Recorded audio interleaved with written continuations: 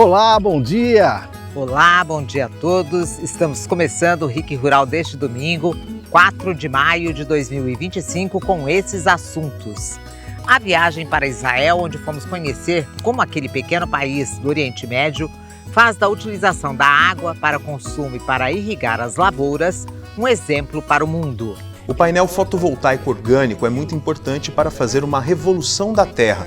2 fazendas nos Campos Gerais conquistaram uma certificação internacional e estão vendendo créditos de carbono para a Europa. Em questão de meses, a gente conseguiu atingir o nível máximo dentro do programa Fazenda Sustentável da cooperativa. Milho, um cereal de mais de 10 mil anos e muito presente nas mesas de quase todo o mundo. No Brasil, tem até festa com esse cereal. Fazer pamonha, bolo. Paraná lidera o ranking de agricultores orgânicos certificados no Brasil, com mais de 4 mil produtores. Nesse programa da alimentação escolar, ele acresce 30% no valor do produto. No Sabor da Terra tem a receita da Chica Doida. O programa RIC Rural já começou.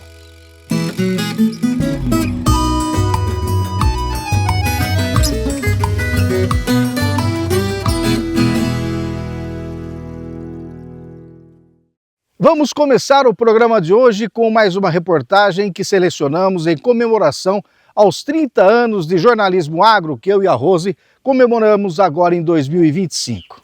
Em 2023, a convite do Sistema FAEP, Federação da Agricultura e Pecuária do Paraná, fomos para Israel conhecer como aquele pequeno país do Oriente Médio, que saiu de uma situação de escassez para uma condição de fartura de água, fez da utilização desse recurso hídrico para consumo e para irrigar as lavouras um exemplo para o mundo.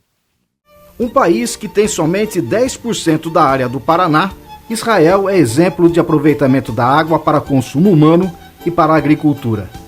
60% do seu território é composto por desertos, regiões que chove menos do que 100 mililitros por ano. Um país que em um pouco mais de 10 anos foi da escassez à fartura de água. Israel adotou tecnologias para transformar a água do mar em água potável, através da dessalinização realizada por 7 usinas como essa, espalhadas pelo seu litoral. 75% da água para o uso doméstico vem do mar. Israel também faz o tratamento e reuso da água do esgoto, onde 90% desse passivo ambiental, gerados pelas grandes cidades do país, é tratado e 86% dessa água é reutilizada na agricultura, em forma de irrigação, que é, em sua maioria, 85%, por gotejamento. É comum vermos lavouras verdes brotando e produzindo nas areias do deserto. Israel transformou o deserto em oásis. Hoje, a agropecuária de Israel é um dos setores mais vibrantes do país. Apesar da sua geografia ser fortemente hostil ao desenvolvimento das atividades do campo, Israel é um grande produtor de leite, de frutas e verduras. De acordo com dados do Ministério da Agricultura, é o maior exportador de frutas e legumes para a Europa. Na pecuária, as vacas israelenses produzem em média 12 mil quilos de leite por ano, quase o triplo de leite que uma vaca brasileira produz. Outro ponto a ser destacado são as estufas irrigadas, que ocupam 8 mil hectares com alta produtividade. E tecnologia é o que não falta por aqui. Essa torre, a Power Station Ashley, com 260 metros de altura, produz energia através de milhares de painéis de espelho que refletem a luz solar para ser transformada em energia fotovoltaica. Aí está um pouco do que vamos mostrar no RIC Rural nessa série de reportagens realizadas em Israel, no Oriente Médio, que começa agora.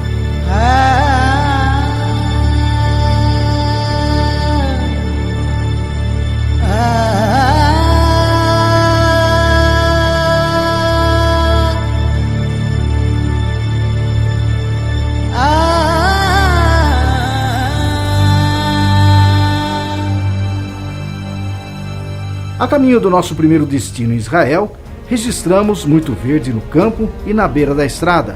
Situação normal para países como o Brasil. Mas considerando que 60% do território de Israel é composto por desertos, Isso mostra o quanto é eficiente e racional o uso dos recursos hídricos do país. Esse verde que vemos está ali pela adoção de grandes e efetivos sistemas de irrigação. Mangueiras que irrigam a planta e não o solo pela técnica de gotejamento riscam a terra tanto nos jardins à beira da estrada, como também nos campos com ou sem lavoura. Praticamente tudo que se vê é irrigado. 85% por gotejamento, 10% por aspersores e 5% por pivô central. São 100 mil hectares de plantações irrigadas. No trigo, 30%. Nos citros, 30%. E 70% de irrigação em outras culturas, como damasco, pêssego e nectarina. Todo o sistema de irrigação em Israel é controlado eletronicamente, o que permite usar a água na hora certa e na quantidade certa. O desperdício de água é quase zero. Conforme vamos andando, tubulações emergem do solo nas cores roxa e azul. Os canos de cor roxa indicam que por ali passam água que veio tratada do esgoto, portanto não potável. O uso restrito para a planta. E na cor azul, a água potável que pode ser consumida pelo homem. Essas informações nós tivemos no Volcone Center, importante centro de pesquisa e desenvolvimento agrícola, vinculado ao Ministério da Agricultura de Israel, que está em atividade desde 1921. Através dos seus quase 200 cientistas, o Volcone Center, que conta com 3 estações de pesquisas localizadas nas áreas produtivas do país, tem sido protagonista do sucesso agrícola e pecuário de Israel. Além dos estudos e soluções para facilitar o trabalho no campo das 13 mil famílias que produzem alimentos em Israel, o Volcone Center participa também de pesquisas de grandes nações produtoras agrícolas, como Estados Unidos e Brasil, por exemplo. Outro ponto a ser destacado é sobre a rígida Lei da Água, criada em 1959, por questões de segurança alimentar, determina que todas as fontes hídricas são bens públicos. O dono da terra não é o dono da água existente na sua propriedade. Por essas e outras medidas de políticas públicas, aliadas a muita tecnologia, Israel transformou o deserto em uma potência agrícola. Venceu a seca e ainda tem água sobrando para abastecer países vizinhos.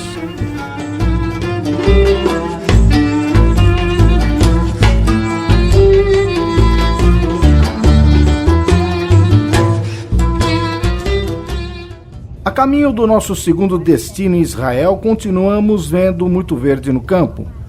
Apesar da sua geografia ser muito hostil ao desenvolvimento das atividades agrícolas, Israel é um grande produtor de frutas e legumes, principalmente nas estufas irrigadas, que ocupam 8 mil hectares com alta produtividade.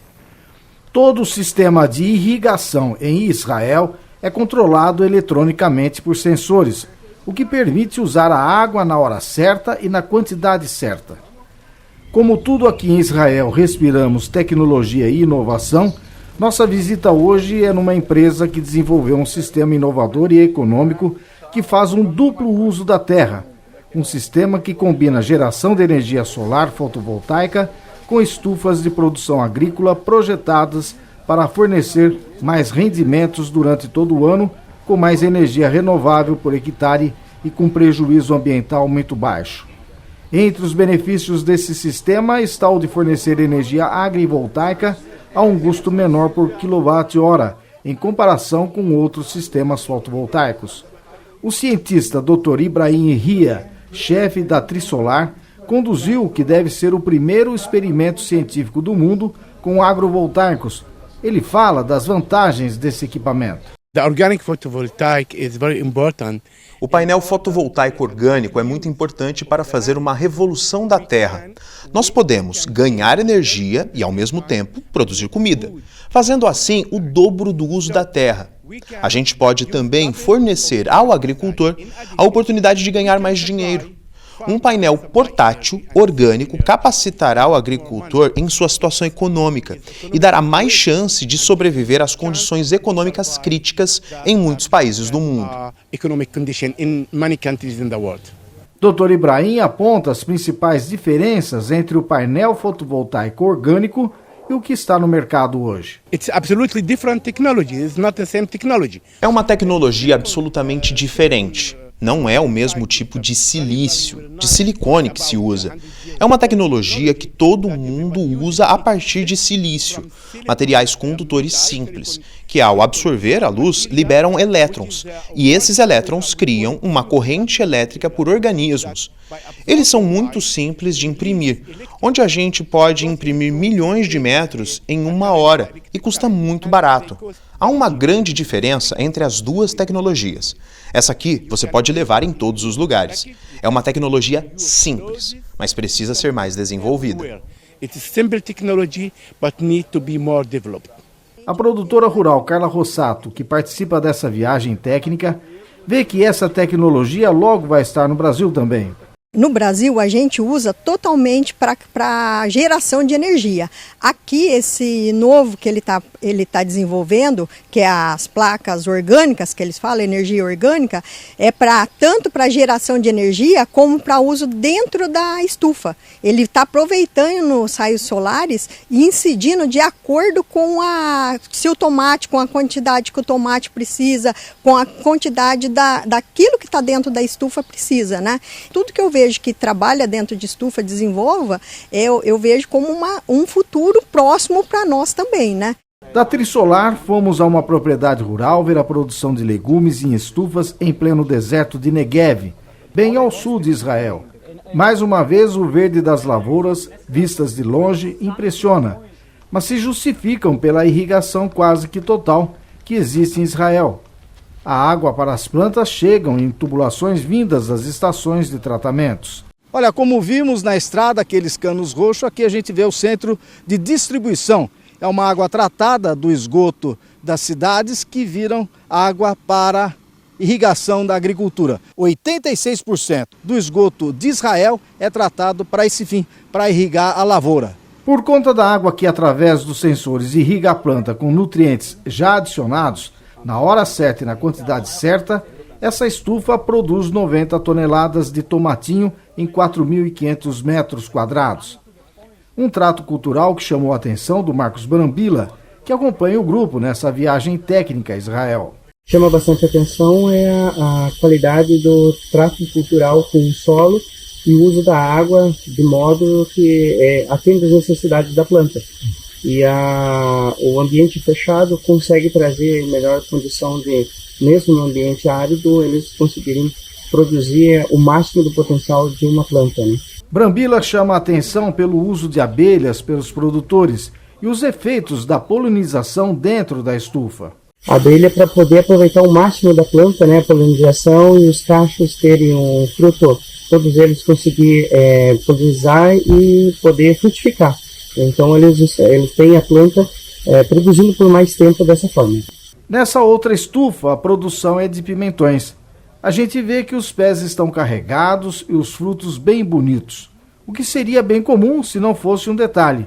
Estamos no deserto e o plantio é na areia. Israel é um país fascinante.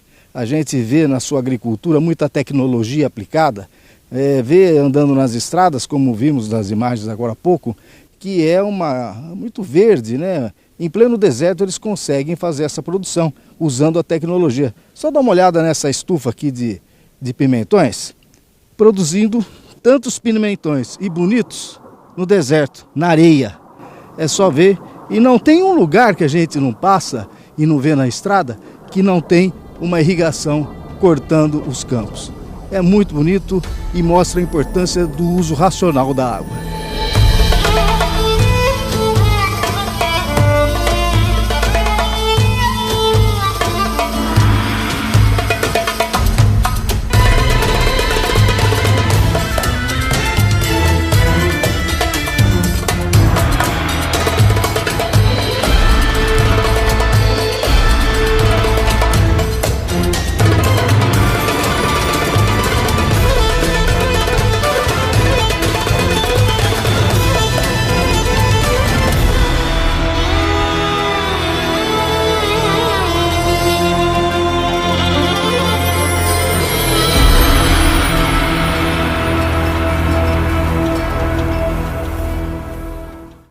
E começou a colheita do café no Paraná. Vamos aos preços agrícolas. Mercado Agrícola. Oferecimento X-Bri Pneus, a marca do Brasil. Café em coco R$ 39,50 o quilo. Café beneficiado R$ 2.400 a saca. Preços em Maringá e Londrina. O arroz R$ 100 a saca em Paranavaí, R$ 110 em Umuarama. O feijão carioca R$ 240 em Ponta Grossa, R$ 150 em Umuarama. E o feijão preto R$ 170 a saca em Umuarama, R$ 140 em Ponta Grossa. Bom, gente, estamos de volta e agora você vai conhecer duas fazendas dos Campos Gerais que conquistaram uma certificação internacional e estão vendendo créditos de carbono para a Europa. Pois é, a sustentabilidade e a adequação à legislação ambiental internacional é um tema em alta no Paraná e no Brasil. Flávia é coordenadora de qualidade de duas fazendas na região dos Campos Gerais, que acabaram de vender créditos de carbono para uma empresa da Holanda. A negociação só foi possível porque as propriedades de Tibagi e Palmeira se adequaram aos requisitos de sustentabilidade exigidos pela certificação internacional. Para a gente atingir o nível de certificação foi alguns poucos detalhes, mais parte de treinamentos de funcionários, adequações da estrutura. E daí, em questão de meses, a gente conseguiu atingir o nível máximo dentro do programa Fazenda Sustentável da cooperativa e também a certificação da soja e do milho pela RTRS. Com isso, as duas fazendas acumularam em 2 anos mais de 14 mil créditos de carbono. Esse mês a gente conseguiu vender os nossos créditos de soja que estavam disponíveis na plataforma online da RTRS. Vendemos para uma empresa da Holanda. Conseguimos $1,94 por crédito vendido.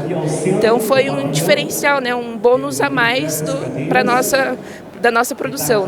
Os critérios de sustentabilidade exigidos para que os produtores recebam a certificação foram debatidos no fórum realizado na 18ª edição da Expo Frisia em Carambeí. A principal discussão no fórum é sobre a legislação internacional. A partir de 2026, a União Europeia vai implementar um regulamento que proíbe a importação de produtos provenientes de áreas com qualquer nível de desmatamento identificado até dezembro de 2020.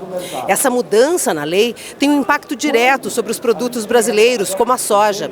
Os produtores brasileiros têm poucos meses para se adequar e aproveitar as oportunidades de negócios com os países da Europa. Francis Bavoso, gerente de sustentabilidade da cooperativa Frisia, diz que os produtores da região estão adaptados à nova lei, mas que ainda há um grande desafio pela frente. A segregação do produto físico é o maior desafio hoje, pensando na região nacional nossa, principalmente na questão portuária.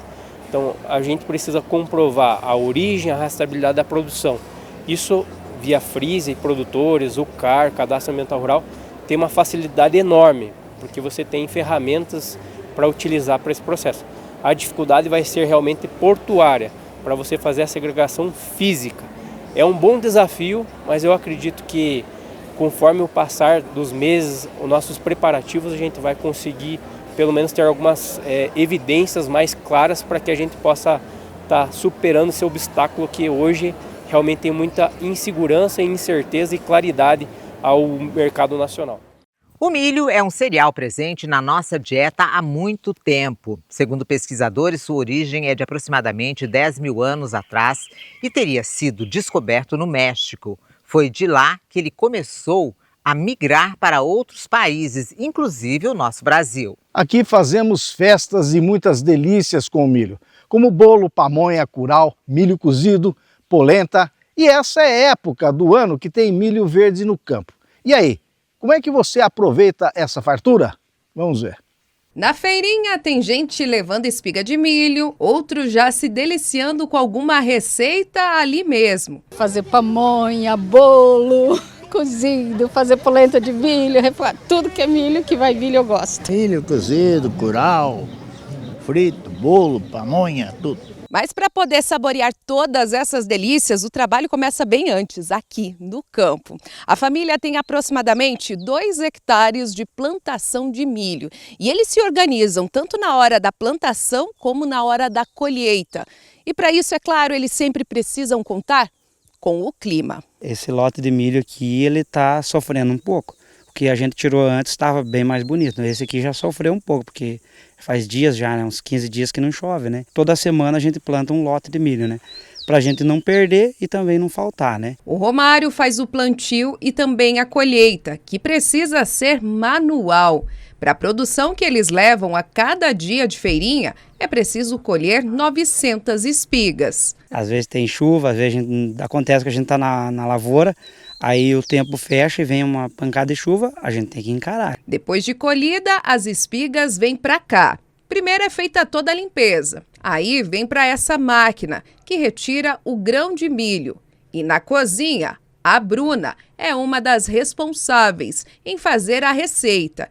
E olha que até pouco tempo atrás, ela não tinha nem ideia de como era fazer uma pamonha. Eu não sabia, né? Nós não sabíamos fazer. Daí nós fomos pesquisando, fomos fazer as primeiras pamonhas, confesso assim que não foi grandes coisas, né? Mas aos poucos nós fomos aperfeiçoando, eu fui fazendo cursos também. O trabalho é todo em família. A Bruna, a mãe, a irmã e a cunhada dela são responsáveis pela parte da produção e também de embalagem. A gente já começa às 7h30 da manhã. Daí, às 7h30, nós começa com os descasques, né? Tirando as palhas, separando as palhas para fazer a pamonha. E na parte da tarde, daí nós vem para a produção. Um dia antes da feirinha, elas fazem toda a produção de pamonha. E já no dia, é a vez de fazer o curau. Tudo isso para garantir produtos fresquinhos para serem vendidos por aqui. Gosto de milho verde, pamonha, curau, milho cozido, assado, tudo que tiver com milho. Ou seja, não tem como dar ruim? Não tem. E tem receita de milho no Sabor da Terra, hein? Pois é, hoje a não Chica perca, Doida. a Chica Doida, é feita com milho. E é uma delícia. Bom, e os preços dos grãos, né, soja e milho, caíram essa semana no Paraná. Vamos às cotações. Mercado Agrícola. Oferecimento X-Bri Pneus, a marca do Brasil. O milho, R$ 58,00 a saca em Londrina, R$ 62,00 em Ponta Grossa. A soja, R$ 115,00 a saca em Cascavel e Maringá. O trigo, R$ 80,00 a saca em Londrina, R$ 82,00 em Cascavel. E a tonelada da raiz de mandioca, R$ 609,00, preços em Paranavaí e Umuarama. E chegou a hora do Coisas da Roça.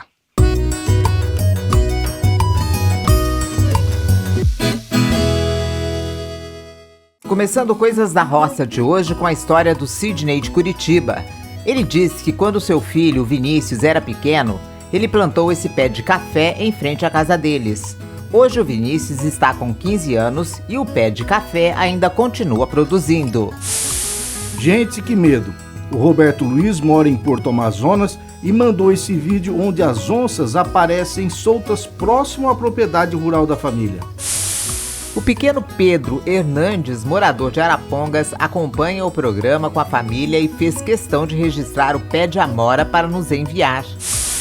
Já essa imagem foi registrada por outro telespectador chamado Pedro e ela vem lá de Araucária. O Eros Bonfim é um vovô super cuidadoso que adora ver os netos curtindo os animais. Ele nos enviou 2 registros onde os netos aparecem ao lado da novilha e da bezerra. Já o Givaldo registrou o pé de laranja no quintal da sua casa em Autônia.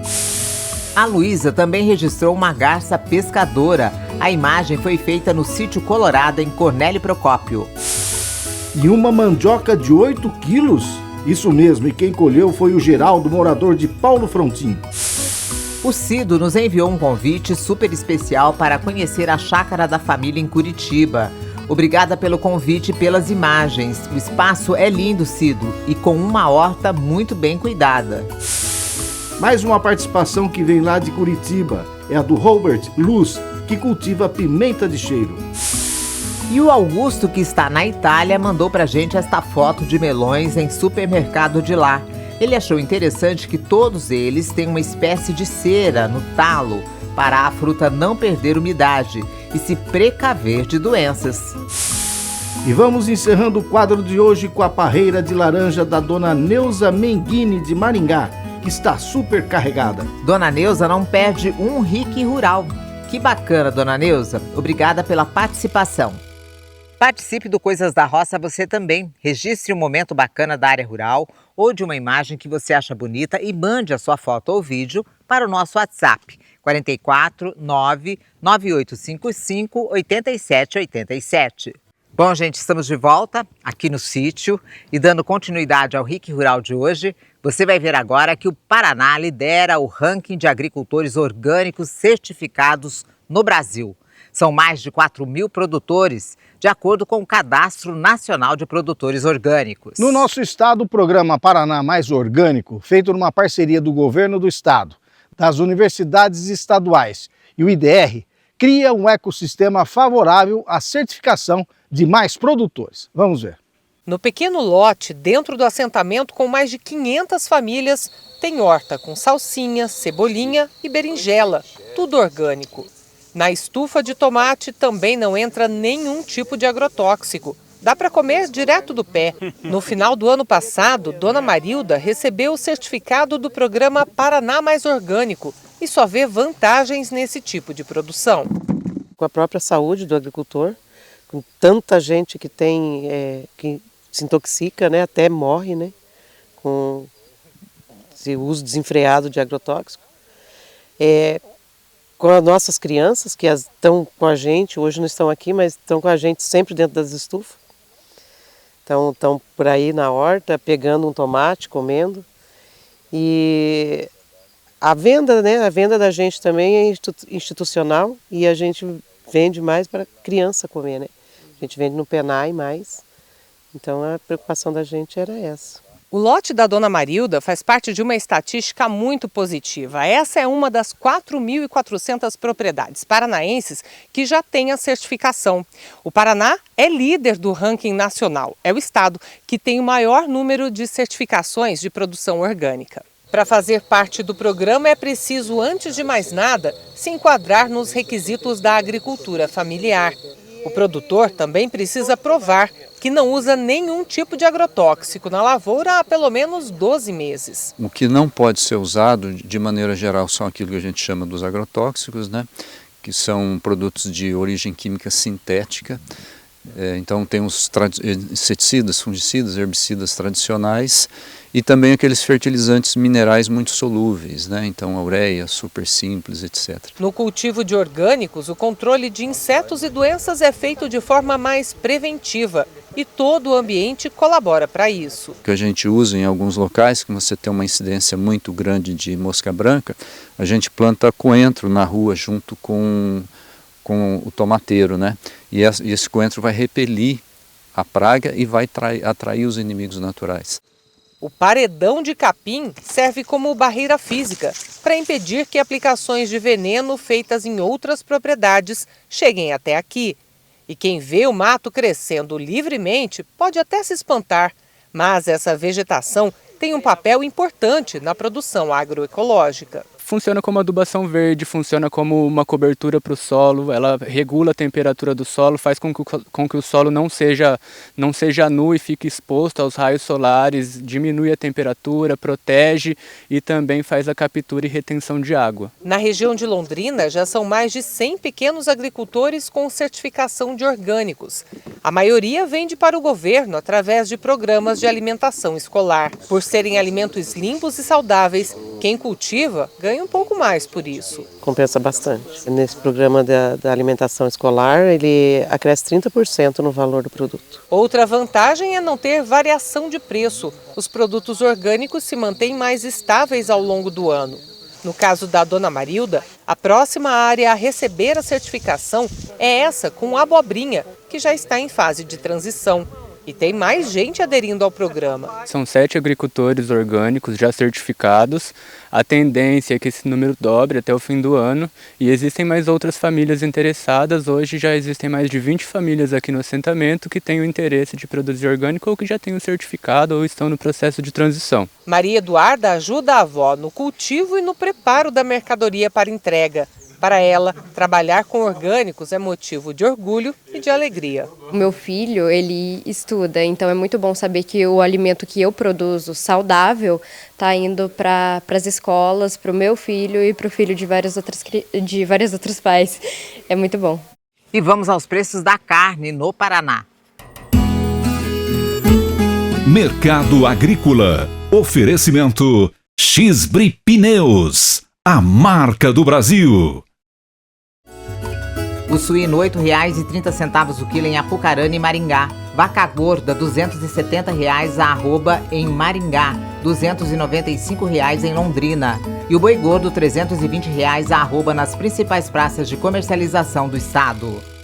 E agora vamos falar de drones na agricultura, no momento Timber e Chag. Momento Timber e Chag. Tecnologia no ar, eficiência no solo.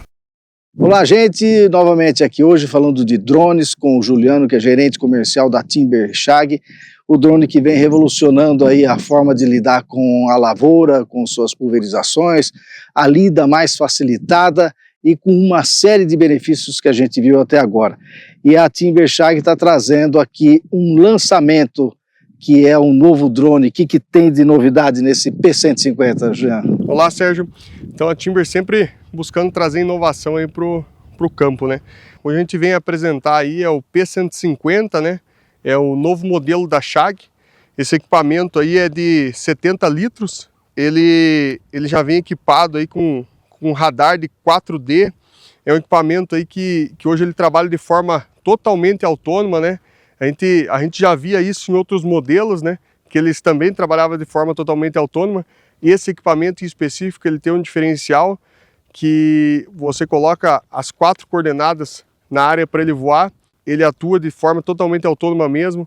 Então ele lê o declive e desvia dos obstáculos que podem não estar demarcados, ele faz o desvio. Então é um equipamento aí que ele chega com uma nova tecnologia.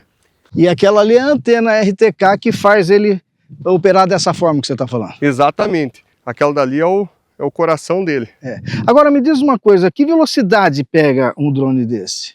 Então aí está o principal diferencial dele para atingir a produção que ele faz, né? Esse equipamento aí ele trabalha hoje com 18 metros por segundo, ele vai atingir aí 64 km por hora, em velocidade máxima, né? E essa velocidade, ela é utilizada para qualquer tipo de terreno, para qualquer tipo de cultura? Não, a gente trabalha com uma velocidade máxima dessa em áreas extremamente planas, né? Áreas extremamente planas. E dependendo da aplicação que você vai fazer, né? Então, para cada aplicação, você vai usar a velocidade que é pré-determinada. Ô Juliano, que altura chega um drone desse? Esse equipamento aqui, Sérgio, na verdade toda a linha da Chag, né? Mas esse equipamento ele também pode chegar até 100 metros de altura, né? Tem cliente nosso aí, principalmente na linha de reflorestamento, que eles utilizam para aplicação isca formicida, enfim, eles aplicam em 60 metros de altura, né? Com eficiência. Exatamente. Agora me diz uma coisa, né? A gente já falou nos outros papos nossos, porque é um equipamento que o produtor tem que estar seguro de que se der algum problema ele vai ter um aporte. Tem seguro, né? Tem. Drone, né? Todos os equipamentos nossos ele sai assegurado já. Quanto tempo de seguro? 1 ano de seguro. Seguro Timber Chag. Um bom investimento, né, Juliano? Com certeza. Pelo que a gente viu nesses 3 episódios que nós mostramos, o drone realmente é uma ferramenta que o produtor precisa estar antenado, que um dia ele vai ter que usar. Exatamente. Ou dele ou do vizinho. Exatamente, pensando na sustentabilidade aí, né? Todo o benefício para a lavoura, né? Momento Timber e Chag. Tecnologia no ar, eficiência no solo. Estamos de volta e agora Sabor da Terra. Bom, no Sabor da Terra de hoje vamos preparar um prato chamado Chica Doida, que é a base de milho e muito popular em Goiás. Quem fez a receita pra gente foi o repórter Vinícius Machado, da região oeste do Paraná.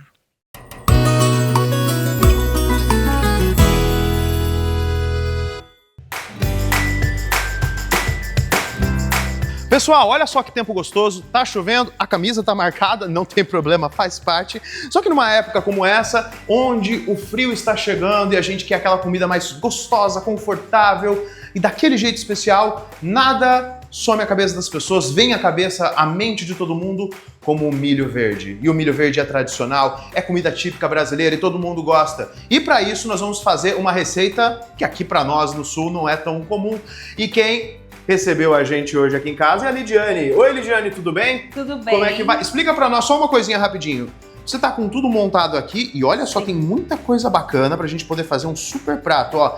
Meu Deus do céu, o que nós vamos fazer de prato, Lidiane? Explica pra nós. Essa é uma comida típica goiana, né, que é a chica doida, bem... Já o cardápio típico do estado, né, é bem parecido com a pamonha, só que a forma de preparo é diferente. Dúvida, a primeira dúvida que vem, por que chama chica doida? Porque você tem a opção de colocar vários recheios nela, então você pode rechear da forma que o cliente desejar, né? Então pode colocar carne, calabresa, bacon, queijo, você vai misturar vários tipos de recheio. Mas a minha preferida, claro, que é a de calabresa com bacon. Você começa por qual procedimento? É o milho mesmo que você vai tratar? O milho é o primeiro processo, né, de fazer. Você vai tirar da espiga e bater no liquidificador com uma quantidade de leite. Logo em seguida, você vai levar essa receita ao fogo. Então, você vai dourar a cebola com a manteiga de leite, ou a banha de porco, ou a margarina. Aí você coloca o alho e por seguida você vai colocar o milho todo triturado. Então, e o milho tem que ser batido? Batido no liquidificador. Ele tem que ser bem batido, ele não precisa ser peneirado como é feito na pamonha.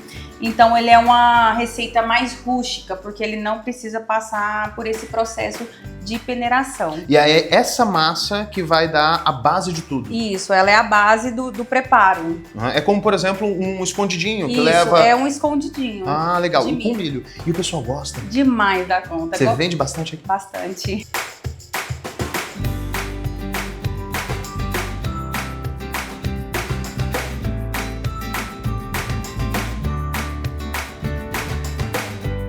Massa pronta, toda preparada. Uniu já a cebola, o alho, a margarina, o milho. E aí a gente tem essa consistência. Ela precisa chegar nessa consistência, né, Lidiane? Sim, ela vai cozinhar e a hora que ela começar a borbulhar na panela, já a massa está pronta, ela está cozida. Certo. E tem um gostinho bem peculiar de milho, com aquele docinho, com salgadinho junto. Sim. Certo. Às vezes dá aquela vontade de dar uma beliscada, botar na boca. É o teste de qualidade, né? Quer testar? Tá, por licença, né? Perdão. Lembra um pouco de pamonha, né? Sim. Que delícia. Só que essa massa, ela sempre vai ficar na cremosidade, ela não vai ficar firme como a pamonha depois que ela esfria. Então vamos montar? Como é que funciona? Como é que é o passo a passo da montagem? Então, aqui primeiro eu vou colocar a primeira camada de milho, esparramar aqui como escondidinho mesmo, faço a caminha aqui dela e agora eu venho colocando os recheios. Aqui eu vou colocar a linguiça calabresa frita, bacon, queijo. Fica opcional se você quiser colocar requeijão aqui cremoso também, deve ficar bom, fica muito bom. Tem gente que gosta de fazer, por exemplo, uma camadinha no fundo com a massa de milho e depois fazer a cobertura por cima e depois ir o queijo ou não? Você faz esse processo? Aqui agora eu vou fazer a cobertura e finalizo com queijo e levo no forno para gratinar. Meu Deus do céu, isso deve ficar muito bom. Se quiser colocar em outro, no refratário que vá no micro-ondas, essa também é uma opção, porque já só esquentar e poder consumir, porque já é uma massa cozida. E nessa embalagem pode ir inclusive direto no forno, né? Sim, você vai só tirar a tampa aqui e levar direto no forno. Faz sentido.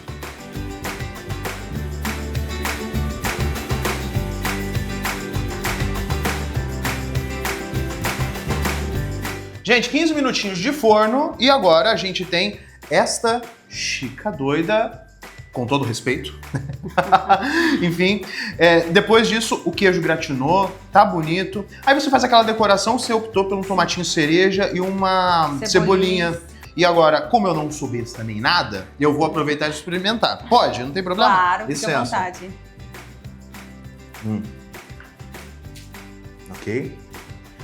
Eita, ó que beleza. Milho, queijo, salsinha.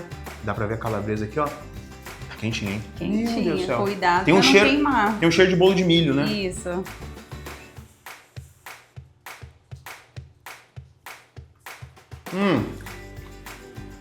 Meu Deus.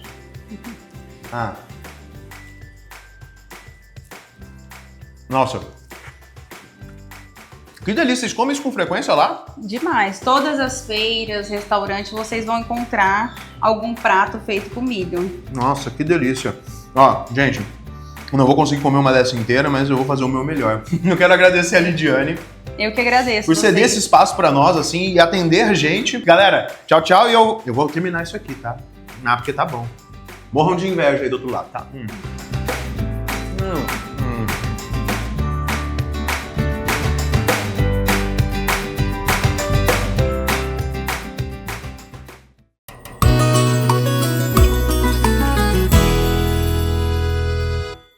Lembrando sempre que as receitas e as reportagens mostradas aqui no RIC Rural você encontra no nosso canal do YouTube, youtube.com/RIC Rural.